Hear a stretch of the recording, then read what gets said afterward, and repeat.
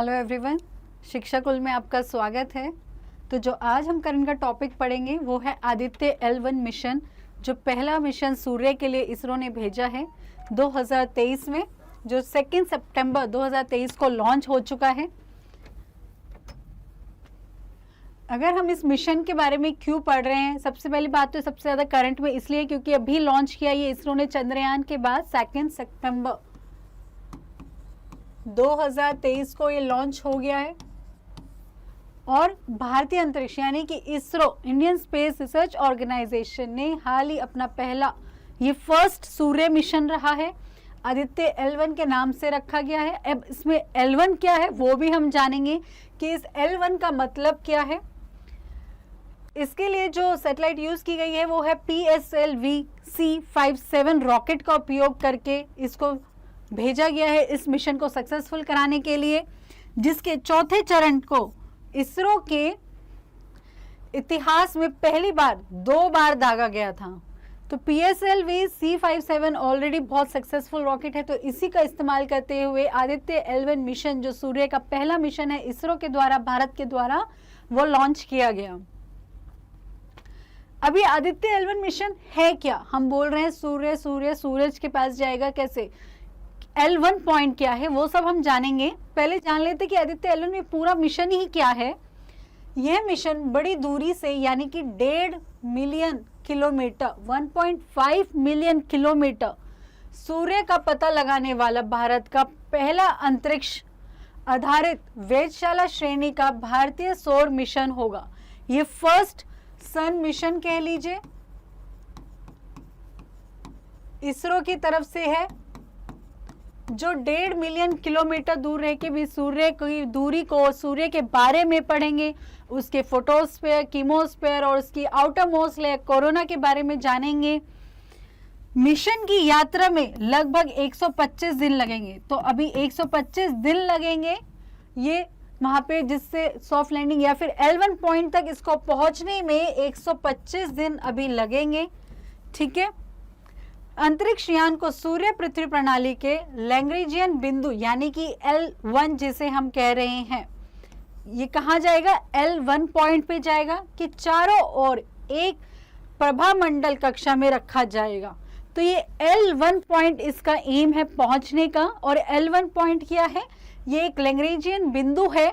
ठीक है, मतलब ये एक ऑर्बिट पे एक बिंदु आती है हमारी L1, और वहां तक पहुंचने के लिए PSLV C57 को 125 दिन लगेंगे। अब इसका उद्देश्य क्या है? क्यों हमने इस आदित्य L1 मिशन को लॉन्च किया है? जैसे हमने अभी चंद्रयान 3 लॉन्च किया, तो उसके पीछे हमारा उद्देश्य क्या था कि भाई साउथ पोल को एक्सप्लोर करना।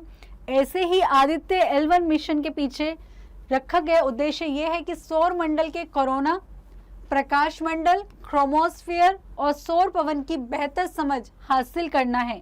यानी कि सूर्य को और पढ़ना है, सूर्य के बारे में और चीजें हमें जाननी है, इसलिए हमने इस मिशन को लॉन्च किया है। आदित्य L1 मिशन का प्राथमिक उद्देश्य सूर्य के विकिरण, ऊष्मा, कण प्रवाह और चुंबकीय क्षेत्रों में और जानना है कि पृथ्वी को कैसे प्रभावित करते हैं ये सब, कि कौन सा चुंबकीय है जो पृथ्वी को भी प्रभावित कर रहा है। ये L1 पॉइंट पे जब हमने जो PSLV C57 रॉकेट अपना लॉन्च किया है 2 सितंबर को, जिसको अभी 125 दिन लगेंगे पहुंचने में इस L1 पॉइंट पे, ये यहाँ से सूर्य को कंटिन्यूसली 24/7 आवर्स देखता रहेगा, जिससे इसके बीच में ना ही कोई ऑर्बिटल आएगा, ना ही कोई अंतरिक्ष का मलबा आएगा, कुछ ऐसा नहीं आएगा जिससे इसको देखने में प्रॉब्लम होगी। पूरा टाइम देखता रहेगा, जिससे हमें स्टडी करने में आसानी रहेगी। अभी लैग्रेंज पॉइंट क्या है जो हम L1 बोल रहे हैं, आदित्य L1?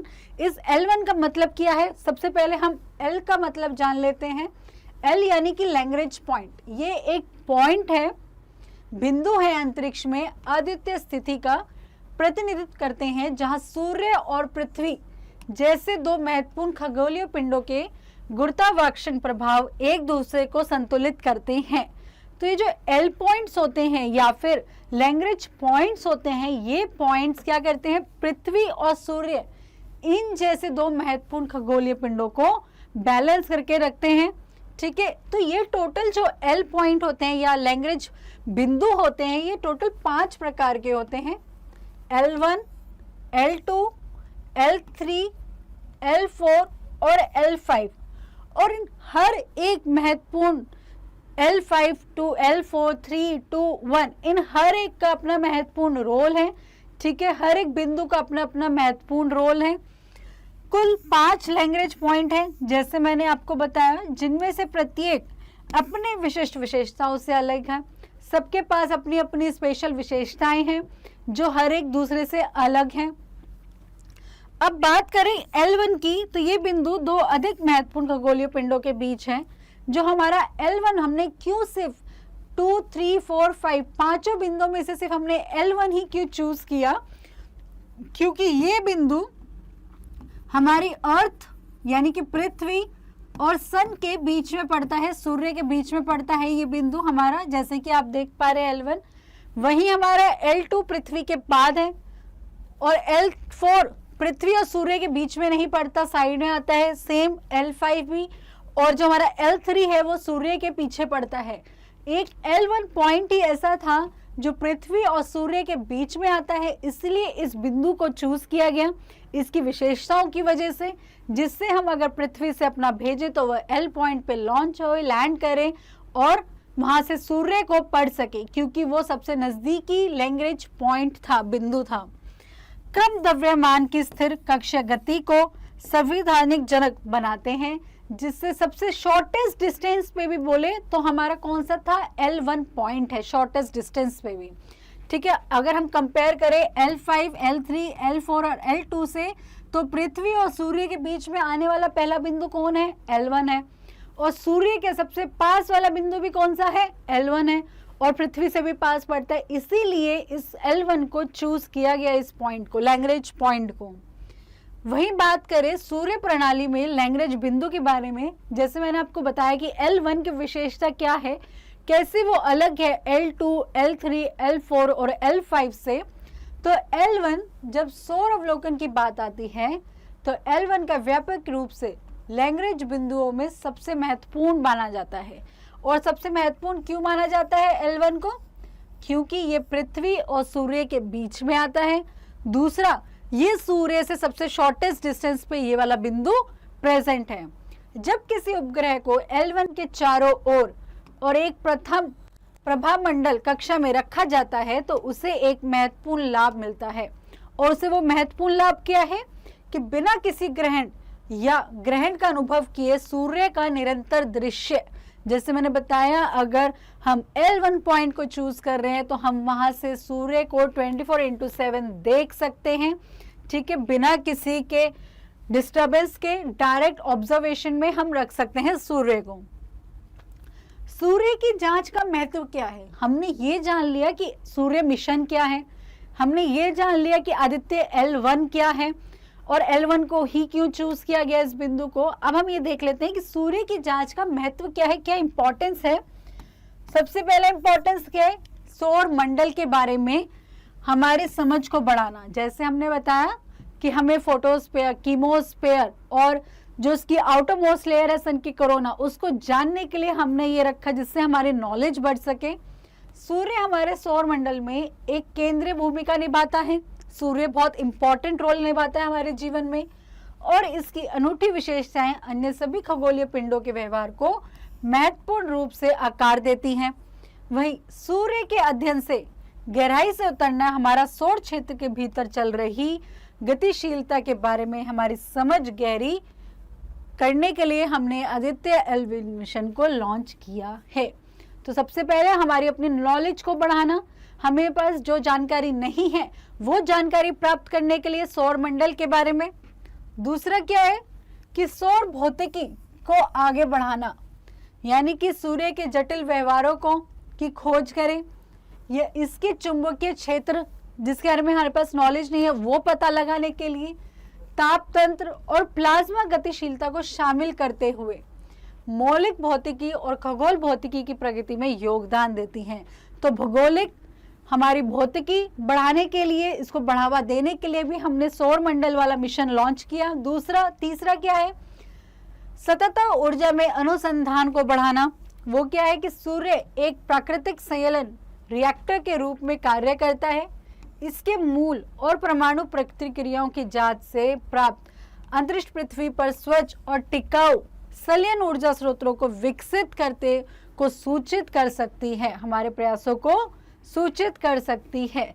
तो क्या करना, ऊर्जा, सतत ऊर्जा में अनुसंधान को बढ़ावा देना, ये हमारा तीसरा सिग्निफिकेंस और इम्पोर्टेंट पॉइंट था, जिसलिए हमने सूर्य L1 मिशन या आदित्य L1 मिशन को लॉन्च किया। वहीं चौथा इंपॉर्टेंस क्या है, उपग्रह संचालन में सुधार। हम सुधार कर सकते हैं अपने उपग्रह संचालन में, कैसे कि सौर विकिरण और सौर हवा उपग्रहों और अंतरिक्ष यान की कार्य क्षमता पर प्रभाव डालते हैं।